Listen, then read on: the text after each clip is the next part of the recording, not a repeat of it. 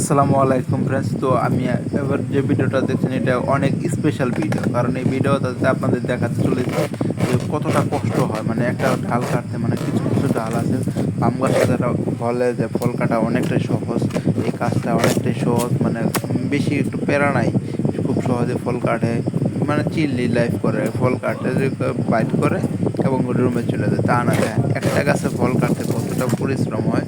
এই ভিডিওটা একটু ফাস্ট করে দেওয়া হয়েছে। ফাস্ট না করলে ভিডিওটা অনেক লং হয়ে যায়, 5 মিনিট বা 7 মিনিট হয়ে যায়। যার কারণে আমি কাইটে করে 3 মিনিটে নিয়ে আসছি।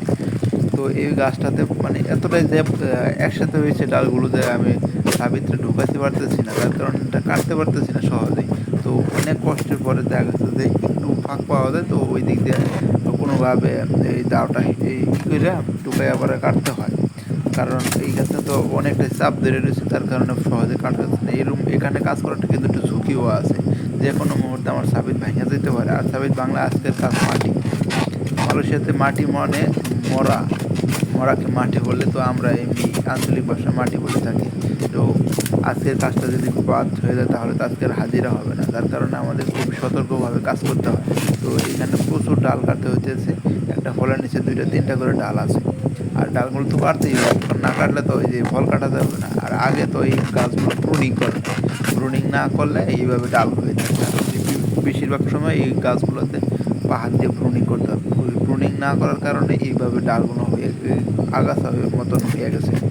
আর ফলের খুব প্রেশার, আর এই গাছে ফল পাকছে ভালোই। তো বেশি ফল পাকছে বিদায় আমার এই গাছটা কাটতে হইব বিদায় আমি যেহেতু কাটতেছি তাই বললাম যে ভিডিওটা বানাই, যেহেতু পাবলিক সবাই ভাবে যে আমি অনেক সহজেই কাজ করি। আবার কাজ করার সাথে সাথে শোষণ করতে হইব, শোষণ না করলে কিন্তু পরবর্তীতে আমি ফল কাটতে পারতেছি না। ফল কাটলে এখানে গাড়ি ঢুকবো না, আমাদের ফল কিন্তু আমরা নিজেরা হাত দিয়ে বের করি না, বা আমাদের এখন বাটাক নেই, বাটাক নষ্ট, মালাই ভাষা যাকে বলে রুসা, বাটাং রুসা। তো আমরা ফল বাইর করি লরি দিয়ে, মিনি ট্রাক্টর।